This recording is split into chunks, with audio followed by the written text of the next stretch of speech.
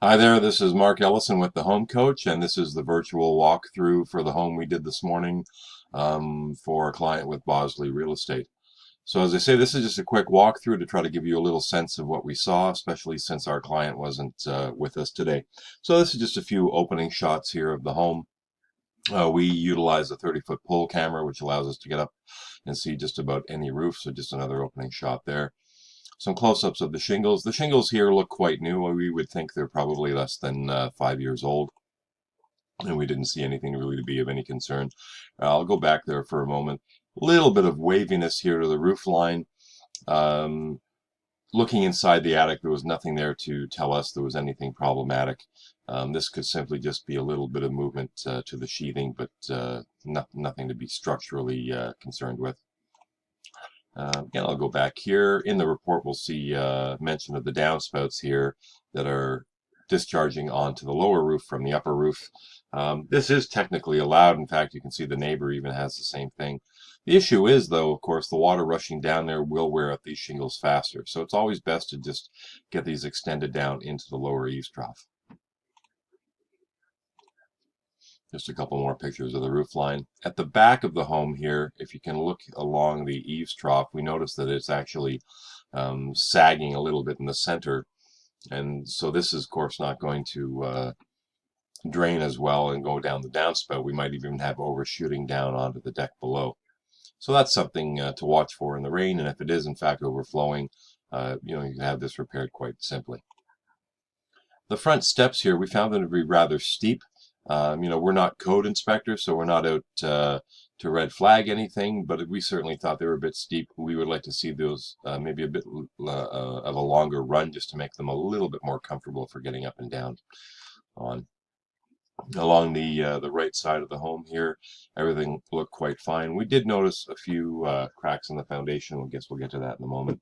The downspout elbow here is missing, so we'd like to see that get put on and extended away from the foundation just to keep everything high and dry. There's, of course, the electrical meter, nice and secure to the wall. So as I said a moment ago, several foundation cracks. None of them were out of tolerance. All, just about a millimeter or two in thickness. The air conditioner is an older unit. As it was a cooler day today, we could not run and test the air conditioner for performance. The fact that it's 1988, putting it at almost 30 years old, even if it is working, one argument would be it's going to be quite costly to operate this unit versus a modern unit. Also to note here is just that there's no electrical shutoff in the area, which is a current standard, and that's something that would be upgraded when the air conditioning gets replaced. You can see here on the serial number 1988. A little bit of rust on the gas line from the meter going in. A little touch up here with some trem-clad type rust paint would take care of that. Another crack in the corner here, and in fact on the other side as well, but that has not breached the actual thickness of the wall. The outlet here at the back, which is at the back deck, there's actually a little crack you can just barely see there. It is functioning and it is GFCI protected, but we'd recommend just replacing the outlet itself to make sure you have all one nice piece as opposed to two pieces. We did notice a bit of a sag in the deck while standing on it. There was certainly no springiness to it, but there is some sag. So I think it would be a good idea to have a carpentry contractor remove some of this cover here and get under there and just make sure everything's secure for safety. Downspout at this corner here as well. Not really doing a great job. We don't really like these troughs. We prefer to see maybe a plastic extension just to make sure that water is getting well and far away. Same area. This is the corner of the garage. The crack here has allowed for a little bit of movement, so the brick has actually slipped forward just a little bit. I think just repointing, that is to have fresh mortar put into these joints, might be enough, but I would definitely bow down to the bricklayer's expertise opinion on what they have to say would be the best repair there. Just the same area, just the front, and again, just a little bit of cracking in the joinery. Most of the basement windows, if not all, there was quite a bit of rust on them, but nothing, reaching through. Some scraping and sanding, and again, that good old trem-clad rust paint should take care of those. There's a bigger crack. The crack actually isn't really bigger. It's just it's eroded at the surface. So they've done a little patching here. You could do the same. Inside the garage, we noticed that the wire for the receptacle for the garage door opener is just hanging there loose by its own weight. That's considered a safety issue. We want to see that outlet get secured. You can see the drywall paper here and even along here, but this area here, it's fallen away. So, handyman, or if you're yourself handy, you could just have some new plaster and tape it on there. This is just to prevent vapors escaping from the garage into the living area, which obviously would be a safety issue. We believe this door may be aftermarket. That's fine.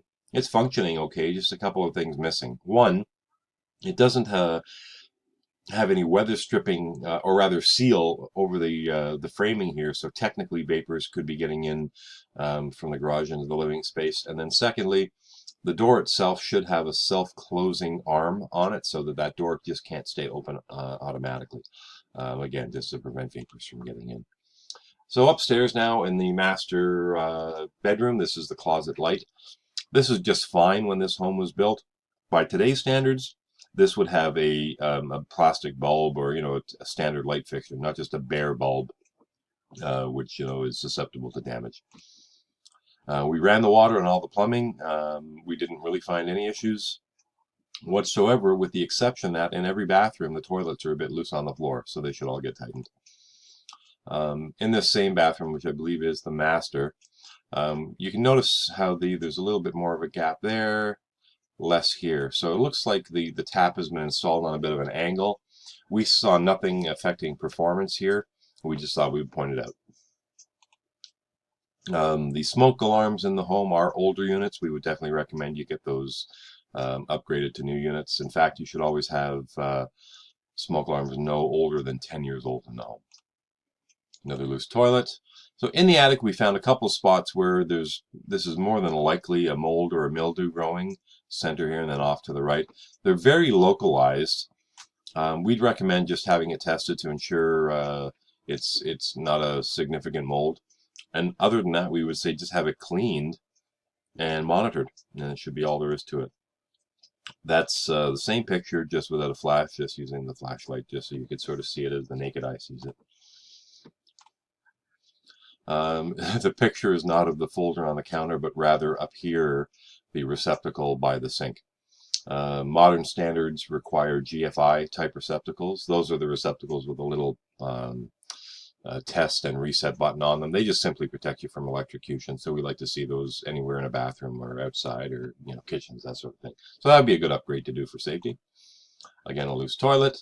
The smoke alarm in this area here, also likely an older unit, but also it's just, I wanted to say that this is actually in the little miniature hallway that leads you to the powder room.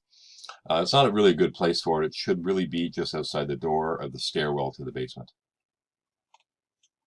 So in the furnace now, it's a 6-year-old unit, so it's not too bad. But this motor here, known as the inducer motor, it was quite whiny or buzzy as it was operating, and that's usually a telltale sign of the bearings going out in the motor. This motor, its job is to pull in fresh air for combustion, as well as it pushes the exhaust gases out. If this were to fail fully, the entire furnace would not work. So this is something we would say have a specialist look at to determine the best source of, or rather, course of action.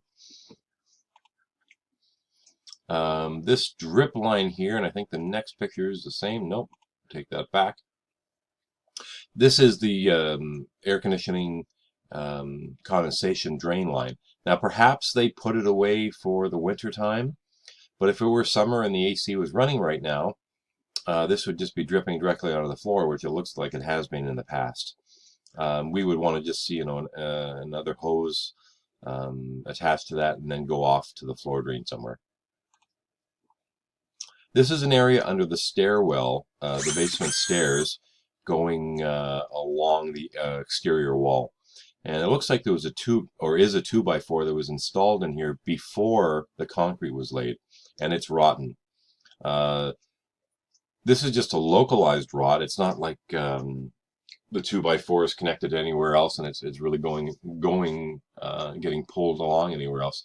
But this, whenever you have wood and concrete touching each other, The wood should be protected by being wrapped in plastic, and the builder didn't do that here. I'm not sure why. It is a bit of an unusual case. I'd recommend just having a carpenter come in. He may remove a portion of this wall just so he can get a 2x4 in there. Really, the main purpose in this case would just be to hold the insulation in place anyway. It is an unfinished space. A couple of loose wires just hanging here. We never want to see that. We want to see wires nice and secured. So of the cracks we saw on the outside, this was the only one that was visible to us on the inside. And you can see it has been patched. We did use a moisture meter and determined that there is in fact dampness still there. There's no water actually dripping or seeping through, but the area itself is damp. This seems to be more of a surface type compound that they put over the patch. Modern methods would actually inject under pressure an epoxy through the crack to the outside where it hits the soil and then spreads out over the crack. A crack such as this, professionally repaired, would probably be in the realm of $400 to $600. And looking inside the electrical panel, you'll notice these two breakers with the orange buttons. These are GFCI breakers, and they protect the receptacles inside. Sorry, at the exterior receptacles rather. There's a plug actually just inside the panel here. It's actually just this fellow down here. Not a big deal, but it's just missing a faceplate, so a faceplate on that would stop anything, any sparks or fingers getting in there accidentally. And there's the water service, the water main, so the meter and then the main shut off, of course, right there, and it's all copper going through the home with plastic drains. Just sort of above the washing machine, I believe it was this open splice. We never want to see wires just spliced together like this. We want to see it done inside of a junction box with a proper cover on it and the box secured to the framing. And that takes us to the end. So I hope you enjoyed that. If you have any questions, of course, give us a call, 416-997-4296, or visit us at thehomecoach.ca. Thank you.